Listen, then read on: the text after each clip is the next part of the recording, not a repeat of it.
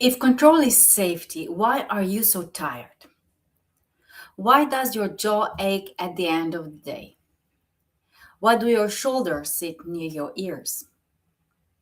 Why do you wake up at 3 a.m. with your mind already planning, solving, predicting, preparing, checking, rehearsing? Why do you finally sit down to rest and your body still feels like it's waiting for something to go wrong? Many high achieving women do not call it control. They call it being responsible, they call it being organized, they call it being prepared, they call it caring, they call it making sure things do not fall apart.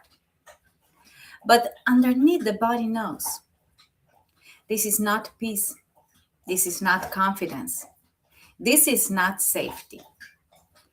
This is the nervous system trying to micromanage an entire life. And today, I want to show you the difference between control and trust, and why letting go is not weakness, and how to practice one small surrender without abandoning responsibility. And if this speaks to you, comment unlock below and I'll send you the inner compass check in from today's live. Also, type live if you're watching this live, or type replay if you're watching this later. And put yes in the comments if you look organized on the outside, but inside you feel like you're constantly managing the next possible disaster. So let's do something different today. I want you to take a quiet inventory. Not in your notebook, just inside yourself. Where are you gripping right now? Maybe it's your work, a project, your money, your body, your children, a relationship, your business, your future, a conversation you keep rehearsing, a person's opinion of you, an outcome you desperately want to go a certain way. And notice this. When you think about that thing, what happens in your body?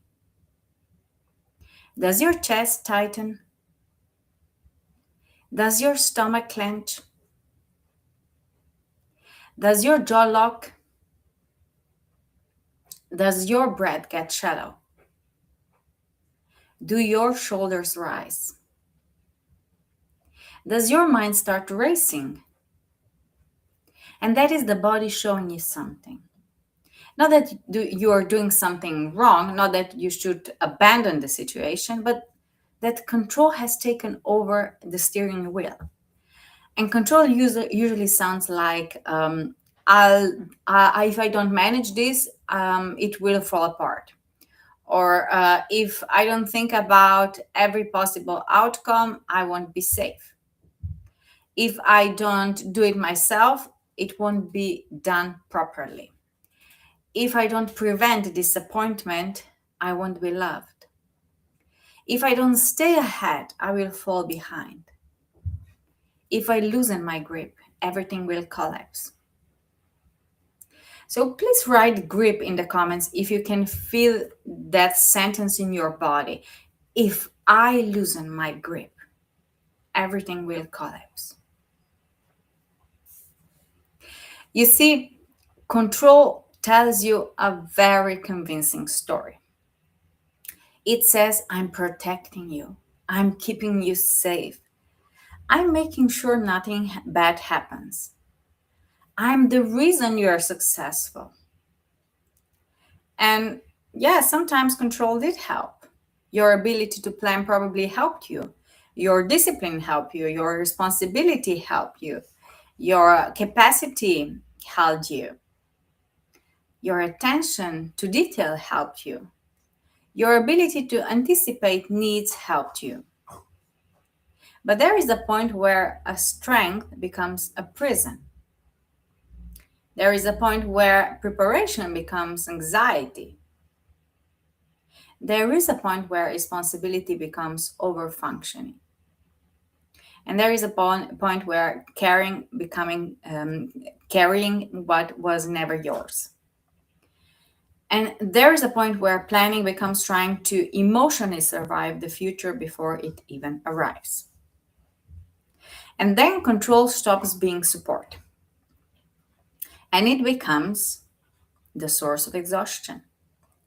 Because you're not living only today, you are living today, tomorrow, next month, every possible problem, every possible reaction, every possible failure, every possible criticism, all at once.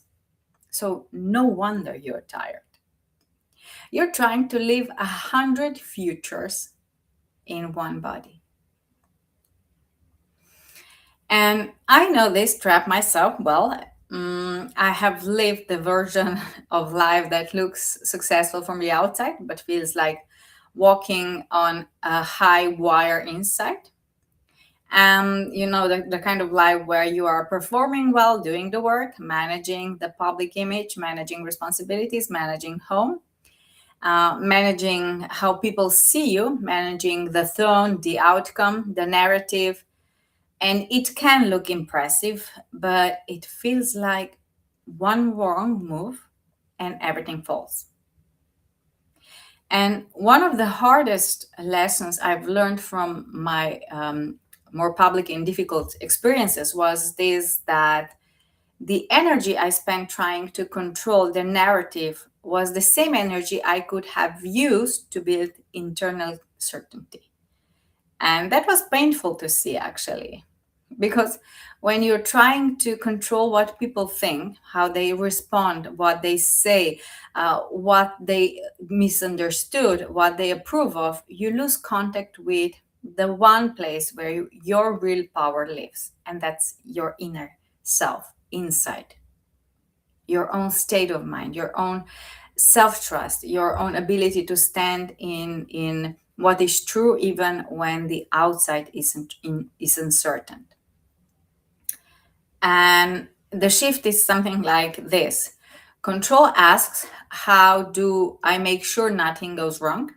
And trust asks, can I meet what happens without abandoning myself? And that question changed so much for me, because the goal is not to make life perfectly predictable. It will never be perfectly predictable. The goal is to become anchored enough that uncertainty does not own you. So let me make this distinction even more clear. So control says I have to force this to happen.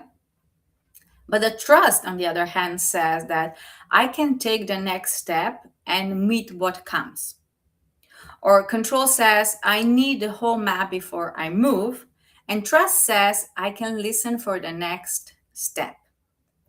Or control says I cannot handle if this goes wrong. And trust says I may not like it, but I can respond. Or control says I need people to understand me. And trust says I can be clear without chasing every interpretation.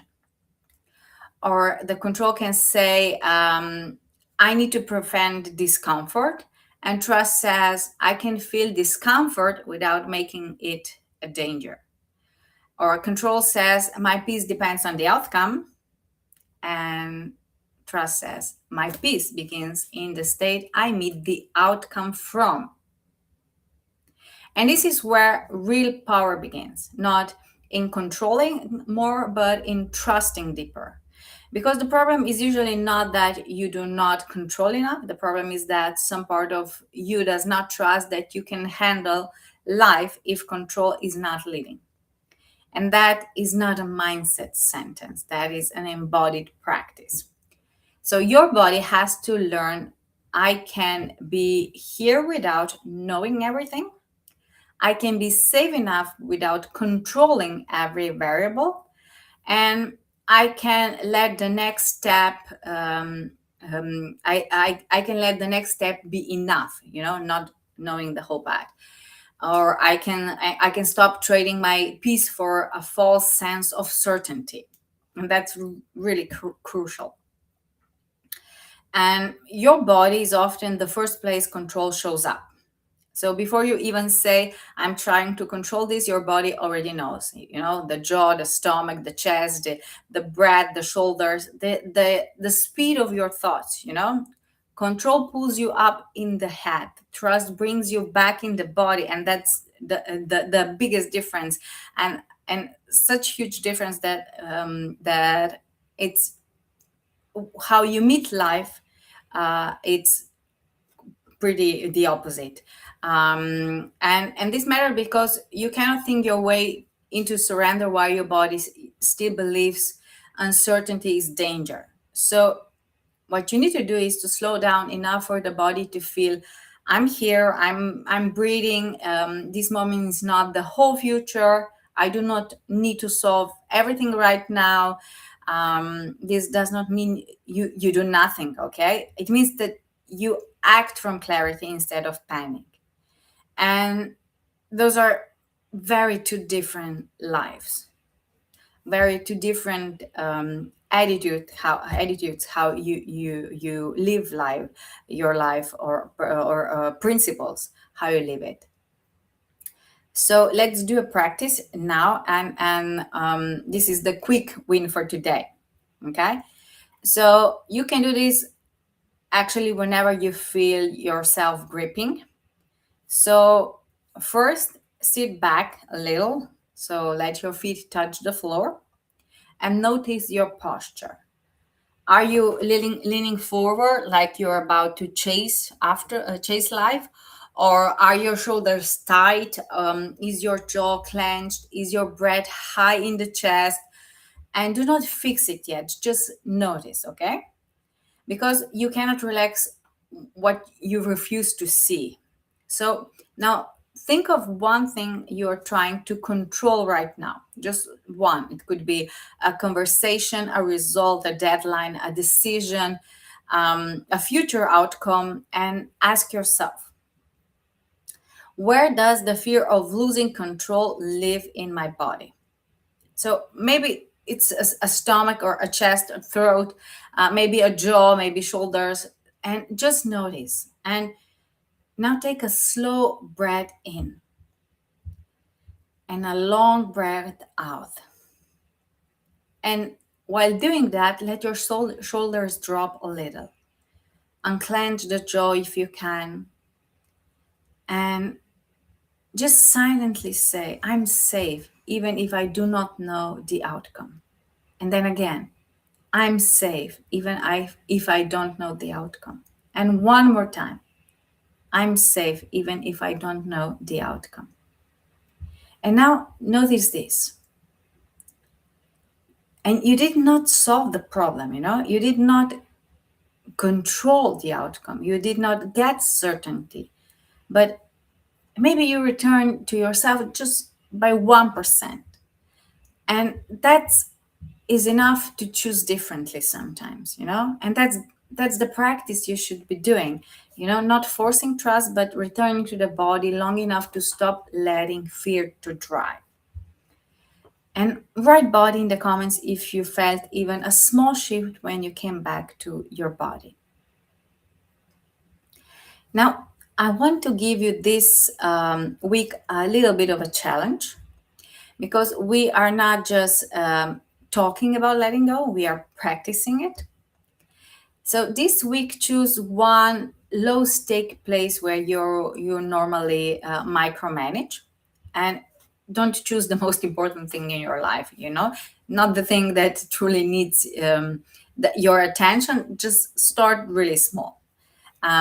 Maybe it's not checking your emails 10 times, or maybe let the kitchen be good enough for the evening, or maybe do not correct how someone else loads the dishwasher, or you let your child pack the bag imperfectly, or let the conversation breathe before sending another message, or not over explaining your no, or let a pose go out without changing it 12 times, or maybe allow someone else to do something in their own way.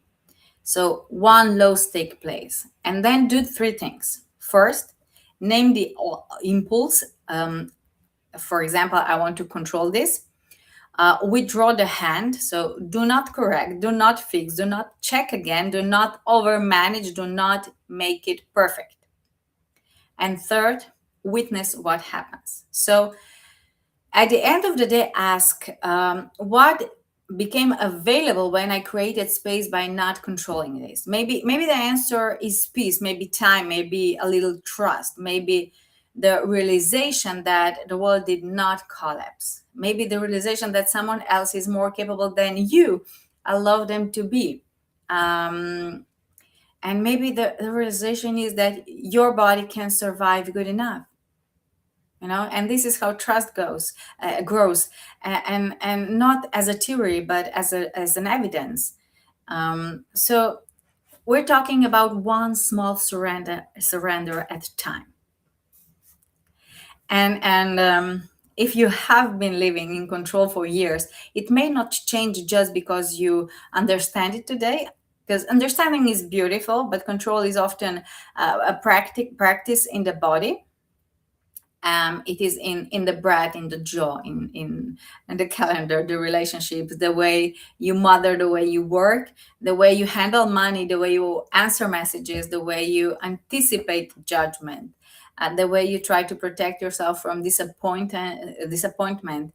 And that is why deeper work matters. And this is exactly the kind of pattern we work with inside my coaching, not just by talking about it, but by seeing where it lives in your life, how it shows up in your decisions, how it keeps you proving, pleasing over functioning, embracing, and how to begin building self-trust from the inside out.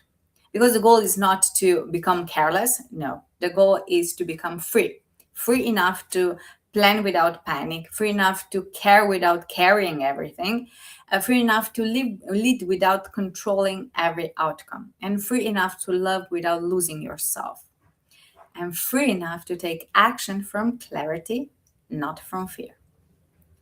So you are not put here to micromanage your entire life into safety. You were not put here to trade your peace for a to-do list. You were not put here to carry 100 imagined futures in one body. You are allowed to let go, not because nothing matters, but because your peace matters too. And if you want the inner compass check in and the small surrender challenge from today, comment unlock below or send me unlock in a DM and I'll send it to you. And if you feel this pattern deeply, if you know control has been running your life, your body, your relationships, your work, your motherhood, or your decision, this is exactly the kind of work we do inside Coming Home to Yourself coaching. We look at the deeper fear underneath the control, and we rebuild self-trust. We create emotional safety in your body, and we help you stop proving, over functioning, overthinking, and carrying everything alone. And we bring you back to the part of you that can lead from clarity, not from panic, lead from peace. And you can find the details below or message me unlock, and we can begin the conversation from there. And if this live helped you feel one breath of space today, subscribe, because I'm going live for 30 days. And for today, I just want you to remember this. Control asks you to carry the whole future. Trust asks you to come back to yourself and take the next step, just the next step.